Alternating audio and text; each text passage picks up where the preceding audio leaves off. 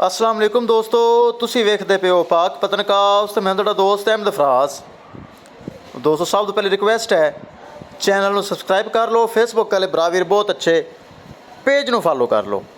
सब तो पहले ब्राह्मण दसदा जावन लोकेशन अड्डा बुंगा हयात, तहसीलो ज़िला पाक पतन शरीफ। मोबाइल नंबर है साडा 0300 पूरा 8754 743। व्हाट्सअप नंबर भी यही है जी, तो लोकल नंबर भी यही है। माशाल्लाह चोलस्तानी फ्रीजियन फर्स्ट टाइमर, मूँह विचों 4 दंद। चोलस्तानी फ्रीजियन फर्स्ट टाइमर, मूँह 4 दंद। सूण विचों 10 तो 12 दिन बाकी। ए चेक करो, बड़ी खूबसूरत काला थन मुठ पर, सूण विचों 10-12 दिन लै जाएगी।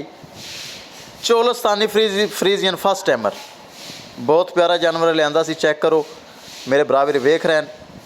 इमरान डोगर साहब उकाड़ा बाईपास तो उन्हें खरीद ली सी, हाली चैनल तो लगी नहीं, इस क्लिप तो ही सेल हो गई है।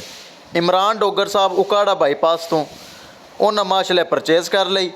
ये जा रही उकाड़ा, गड्डी नंबर एक एक चीज़ दिखाई जाएगी।